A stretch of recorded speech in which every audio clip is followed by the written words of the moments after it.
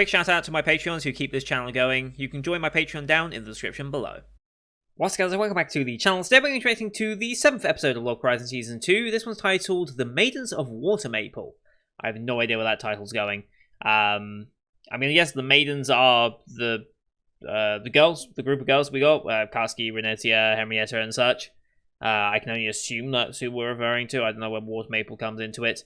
Not a clue. But yeah, so last episode we got a few revelations. We had the revival scene for Akatsuki and Shiroi. We're focusing on the Akatsuki side right now by the looks of things. Then we're going to go back to Shiroi at some point, I'm assuming. However, we do learn some things. The world is expanding, which I think is because of the shrunken nature of the world in general. It's like a certain scale off of what the real world is.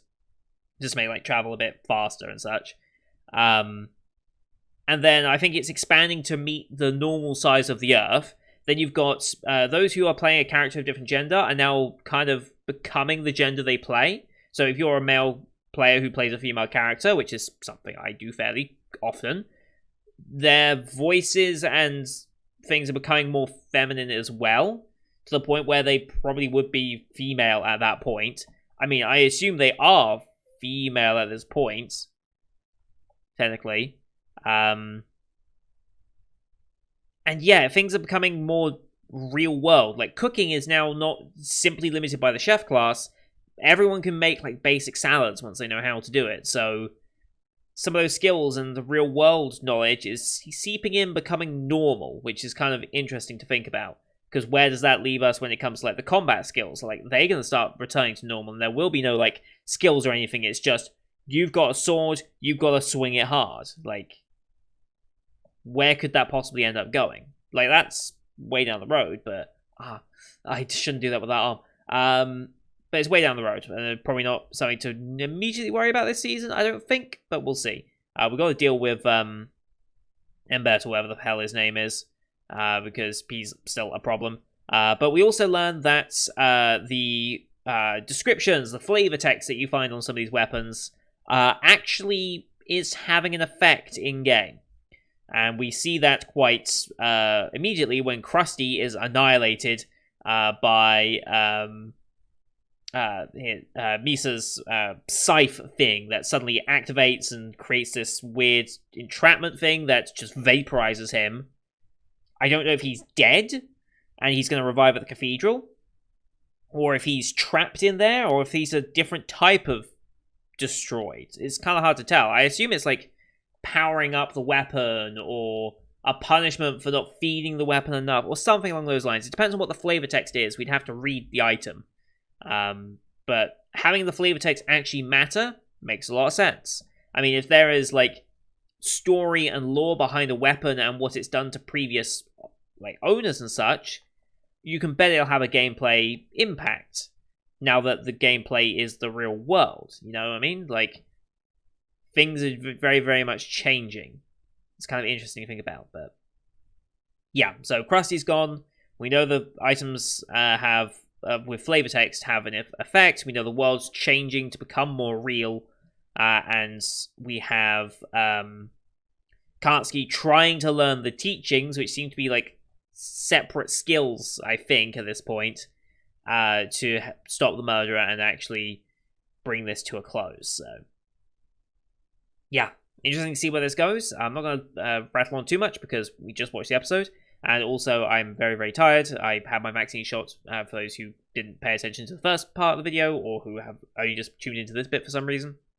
But yeah, that's the reason why that hurt to move my arm, why I'm getting increasingly tired. I am late to my recordings today, just in general, because of everything.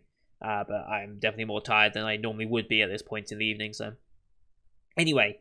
As per usual, these are time-based format reactions here on YouTube. If you want to see the full picture and pitch, go to my Patreon down in the description below. £4 a month gets you access to all Patreon pitch reactions I do on the channel, which is everything from the kind of seasonal lineup, as well as Patreon request shows such as Log Horizon here. We also have movie reactions with Kiki's Delivery Service just going up recently, and the first week of June being the poll to vote on what movie we watch for June. And then on Saturday the 5th, we have a special film in Princess Principal Crown Handler. The first of the 6-part movie series we'll be reacting to there. If you haven't rewatched Princess Principal of late, I recommend you do so. I will be doing so as well. I never reacted to the show, for those who wondered.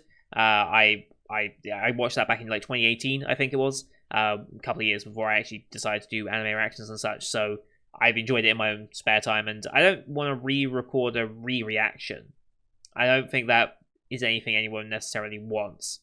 I'm sure you'd be like, oh no, we'd enjoy it nonetheless just to see your input, but I don't want to watch. I don't want to put a reaction to a show that's not completely blind in my first time viewing it. As with every series so far has been. So yeah, that's just my feelings on that.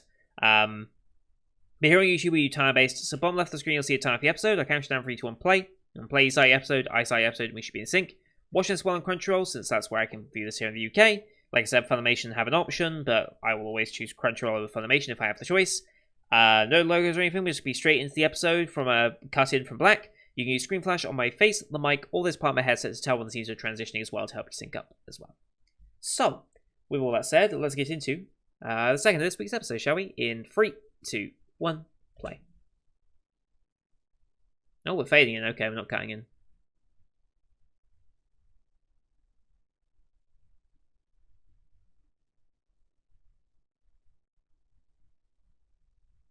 Mm-hmm.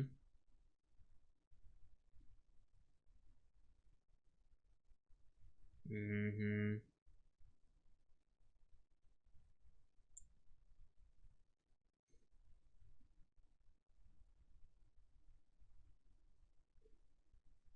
Mm-hmm.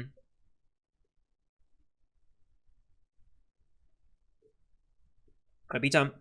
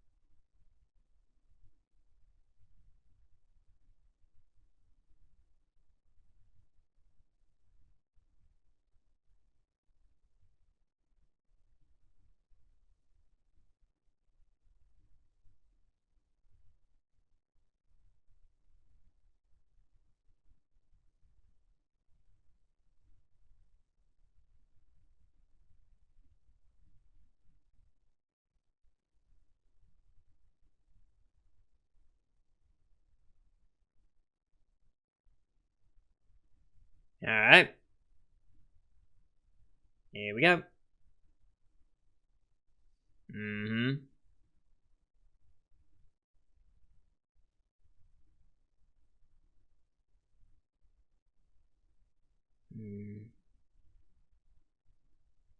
Understandable. We don't want anything like that to... Yeah.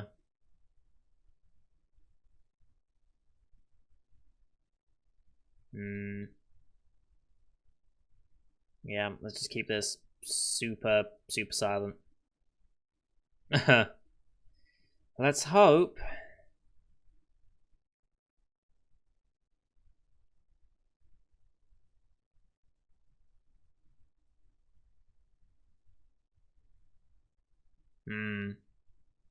This is where they learn about flavor text. Maiden's a water maple. No idea what that means.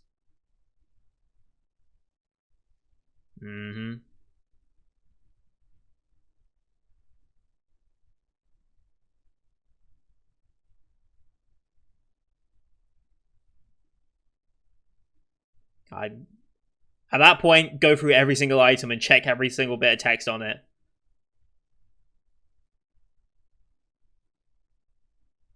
A very high probability, yes.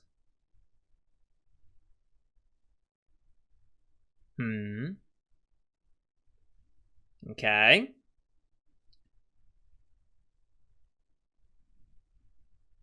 Mm-hmm. Yep.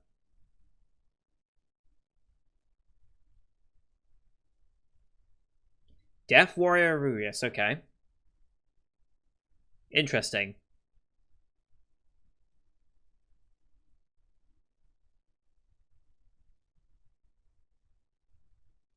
Okay. Originalism Knights, okay. Favorite swords. Okay, I need to go back and read that. I can't read the subtitles and that simultaneously.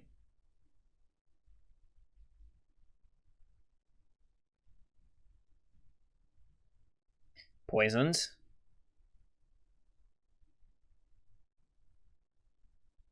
Hmm.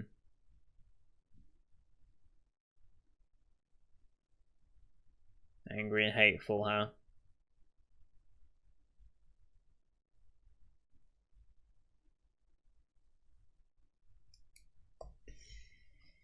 Yep.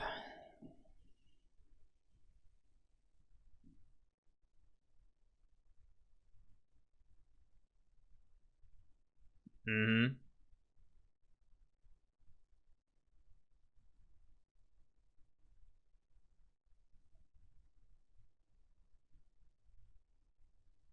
In the sewers again. Huh? Ah, he's being controlled.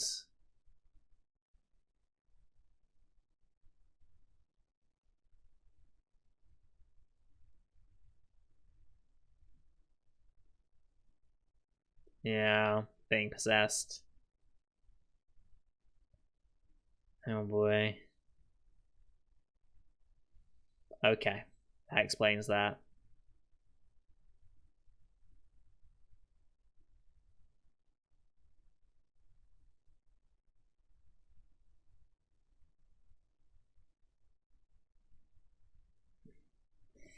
Mm-hmm. Hmm. That could have got bad. But it didn't happen, so.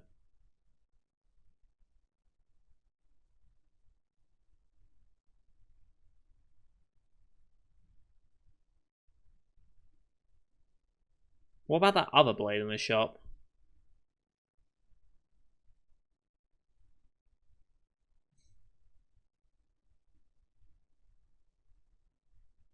Hmm.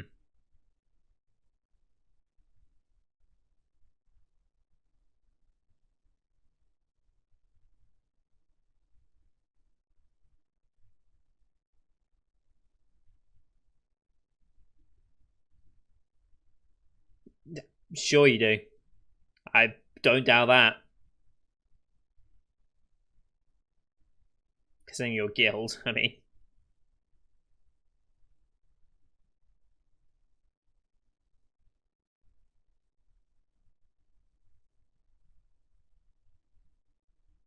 Okay.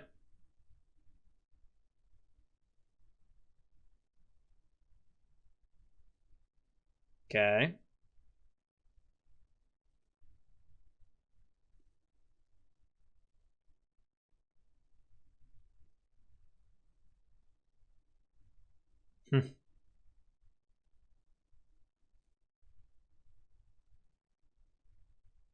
I love it. Just Henrietta was in the background, just blushing somewhere.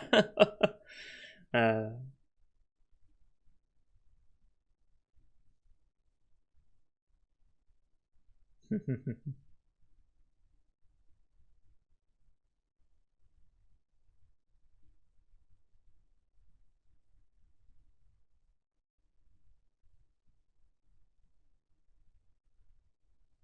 Right.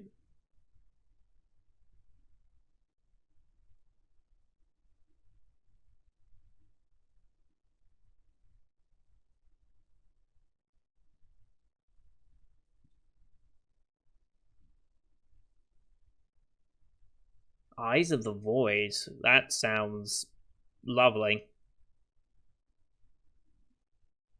Hmm.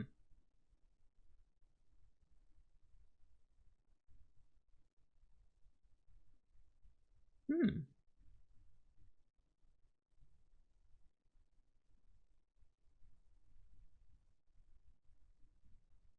Hmm. That sounds like a useful one for Shiroway, in a way.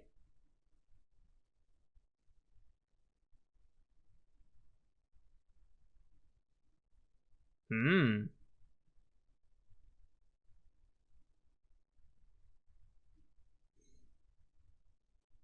I didn't see Akatsuki lose just that quickly. Hmm.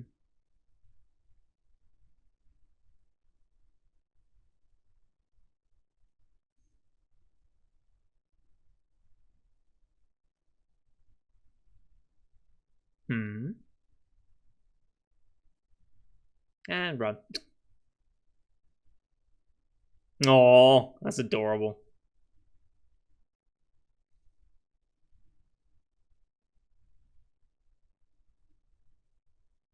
Going to the round table.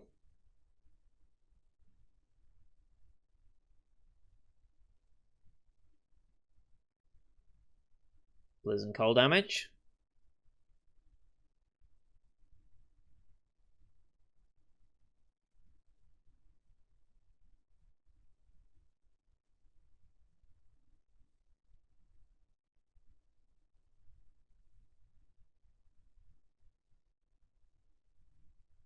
Hmm. Hmm. That's pretty nuts. No. We got chip at him. Like, teams of 2 or 3, okay.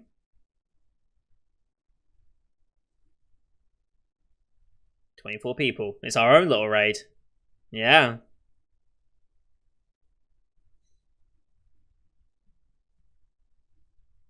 You can see why now. Oh, right. Venetia doesn't know about Krusty yet, huh? Okay.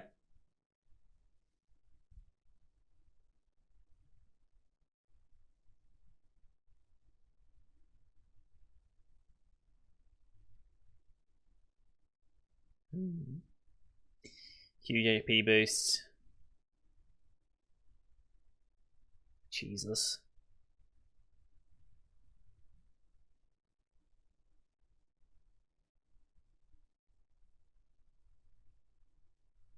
Hmm.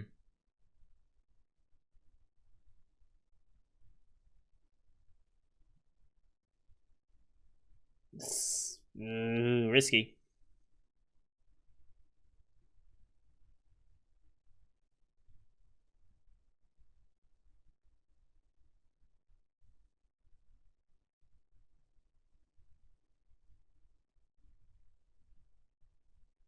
Hmm.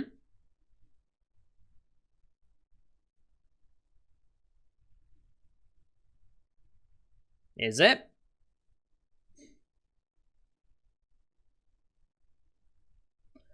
We are going to turn off that. Okay. Huh.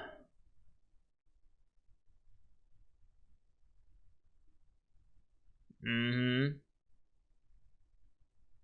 Be completely defenseless.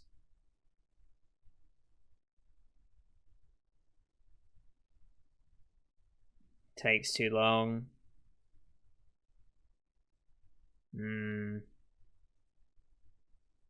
It's a huge risk.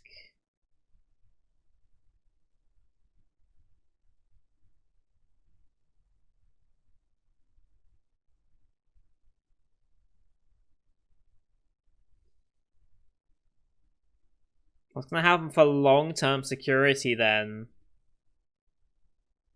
Hmm. That's a very tough decision to make.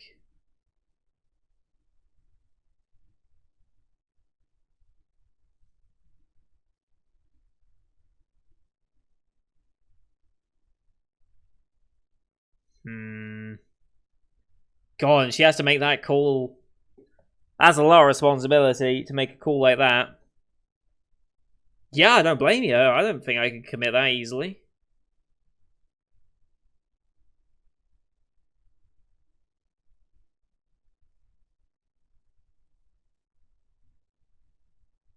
Hmm. I can't help but feel it's almost by. I can't shake the feeling that it's intentional they want the magic circle to be gone as well. I can't shake that feeling. I enter.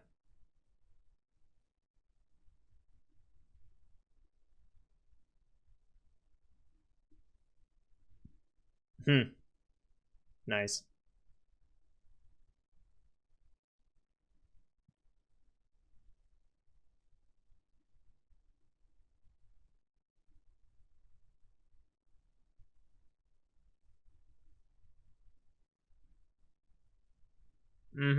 I think that's definitely true.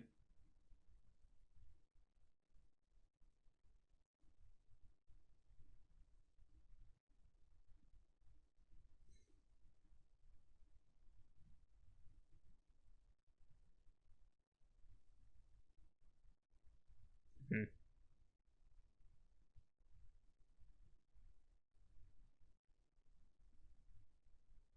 Snow coming.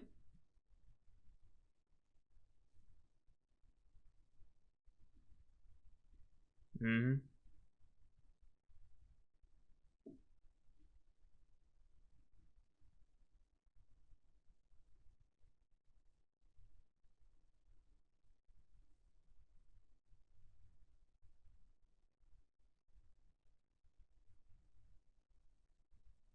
Mm-hmm.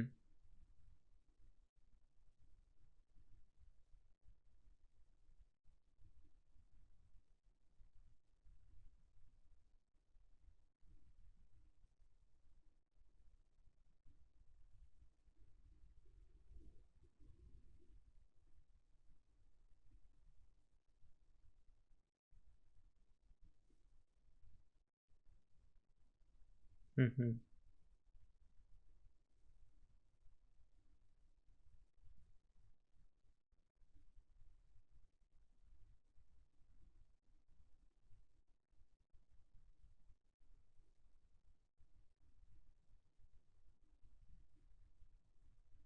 Mm-hmm. Yep. Speed and mobility.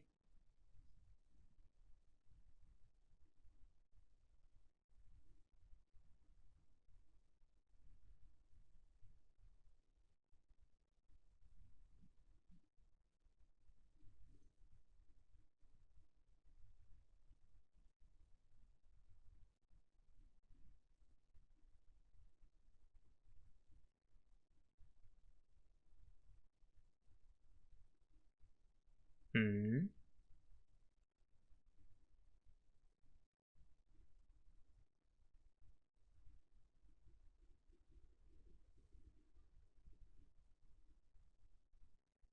Nice.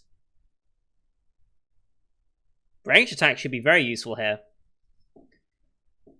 Like, if we can have one person. If we can have one person keep him occupied and stop him from teleporting away, ranged attacks would do very well because they wouldn't give him any buffs, but they would still do their full damage.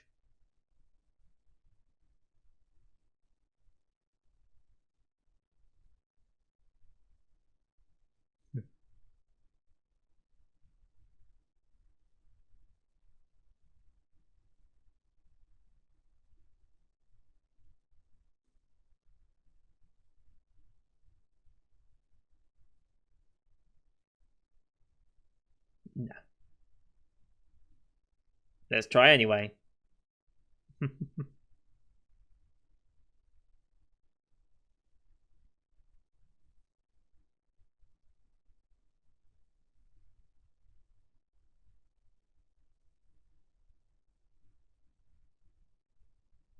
Hmm.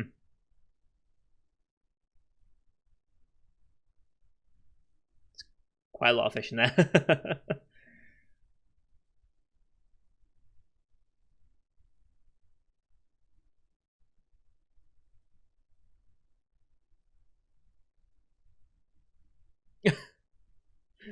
uh,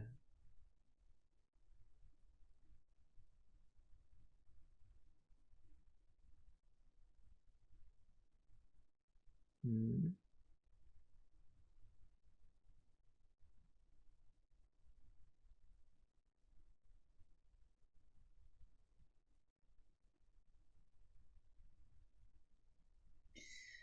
Hmm.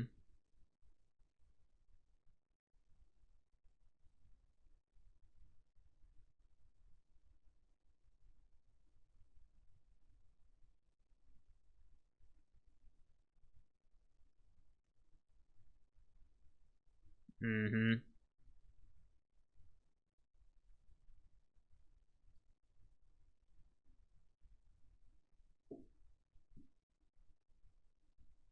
Hmm.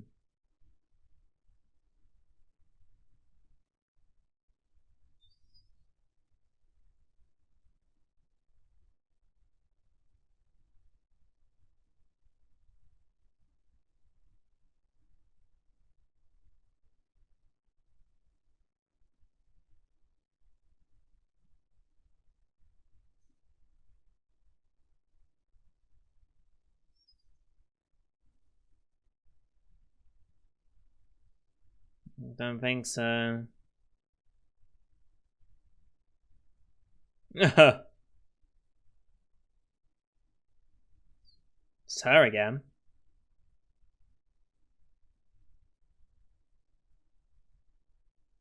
Feels guilty for selling that weapon. Hmm. Yeah.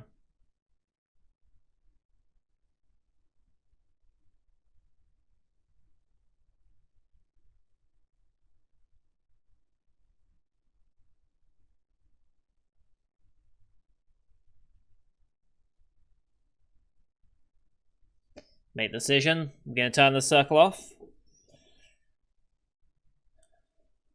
I'm gonna turn the circle off.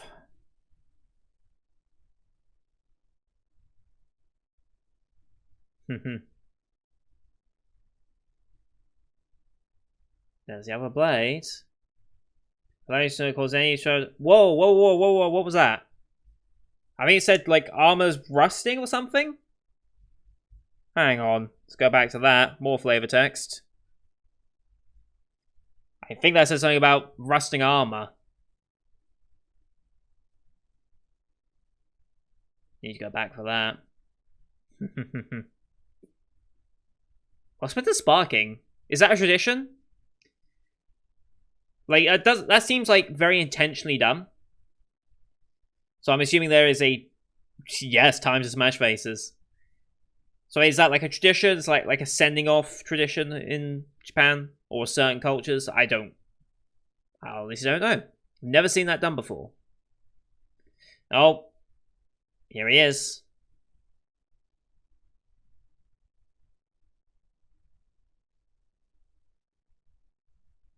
Well, let me so sure about that. Oh boy.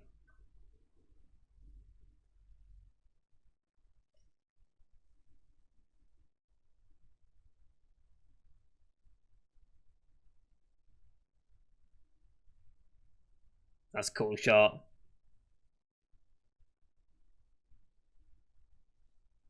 And casting a different outfit as well. I didn't even mention. Okay, so yeah, I want to read the flavor text of that other blade because that looks like it could be important. I mean, the fact that they showed it is obviously important, but we'll read both the flavor texts that we were given there.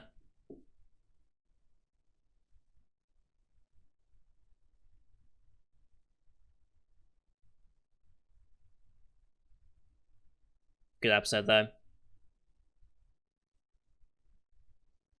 Looks like next episode might be the finale of dealing with this killer, though.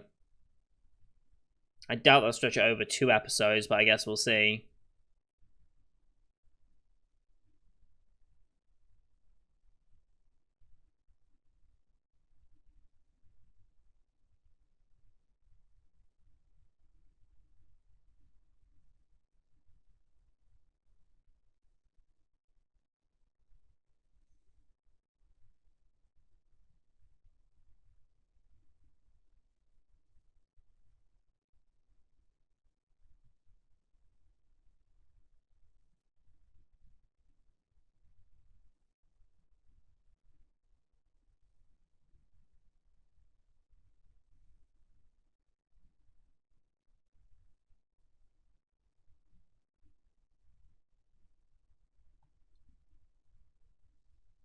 Alright. Skipping the previews again, because we're not about those previews here.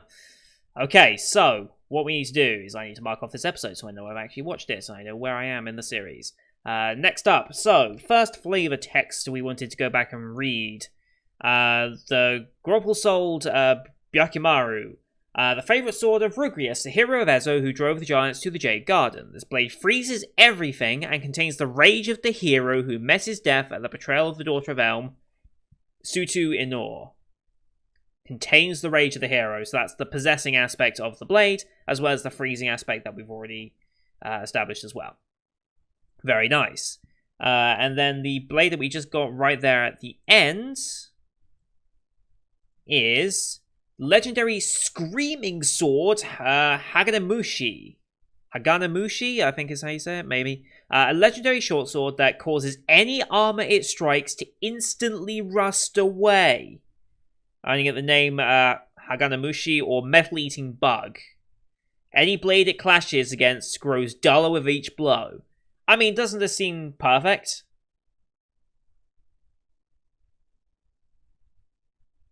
Would we even need to turn the circle off?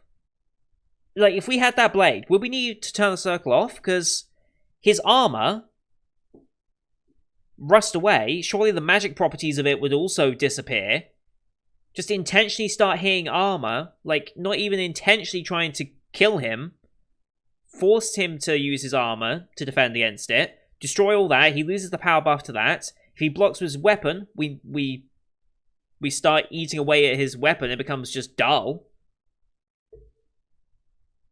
I mean, this sword is the answer. This sword is clearly the answer to how we win this fight. Question is, did Akatsuki have it in that shot there? Judging by that hilt? Let's see. Let's see. Oh, it's hard to see here.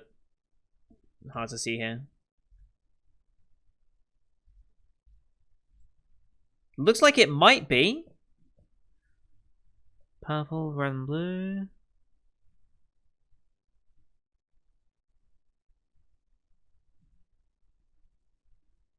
No, I don't think it is.